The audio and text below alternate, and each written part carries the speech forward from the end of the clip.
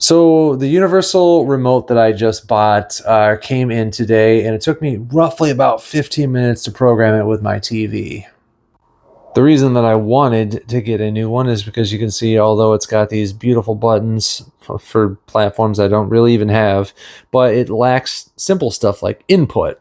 I know you're not going to be able to see this on the side of my TV because of the contrast of the TV here, but there's an input button on the side panel, but it's very inconvenient having to go to the side of that. And even when I do, I don't have an OK button that works because this, for some reason, just failed on me. And I show you how to program this thing. Depending on your TV, some of these functionalities might not work at all. And that really depends on what your TV is capable of. In my case, I have an Insignia. What kind? I'm not too sure. But that's okay because I've got this handy dandy sheet of a million different codes. Now, you can't automatically program this, but I had to find the manual code because when I did the process of this, I found that I could use buttons like the volume and channel changes, but I couldn't. The input button wouldn't work at all. So, input right at the top there. So that means I was only able to use some of the functionality that my other one was already fine for, but I couldn't use the thing that I wanted it the most for. I know this chart seems really confusing at first, but this is just a TV. If you look at the other options, for example, like a DVD player, sound bar, I mean, this thing can do way more than I would expect it to. So many compatible devices. I think a lot of times people are going to use this for TVs, but yes, you can use it for sound bars and combinations of Blu-ray players and all sorts of stuff. There is a TV combo section that I was originally doing it, but it wasn't working. But if you look right there, that's my Insignia code. So that's the one that I had to do in the process. Now I'm a little bit paranoid of actually doing it again because it took me a second to actually work. But when you hold the setup button, you're going to wait until it turns red.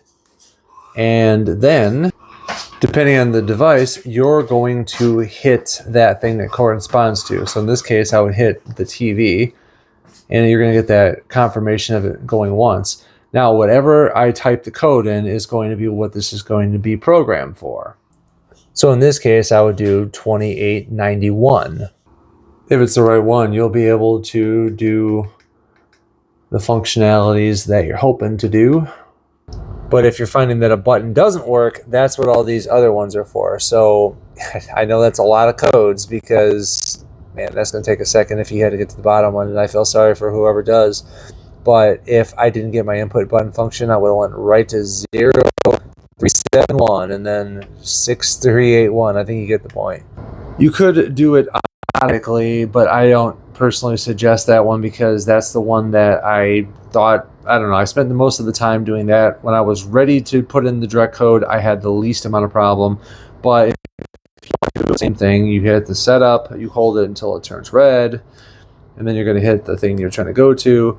And then, if I wanted to do it, well, okay, so I let it time out. But if you hit that while it's still red, it's going to just keep flashing and flashing and flashing until it finds your code. And if your TV turns off, then that's a sign that you found a narrow band of codes. But then you have to turn it on manually, like you have to go over by your thing, not with the remote. Don't hit anything with the remote.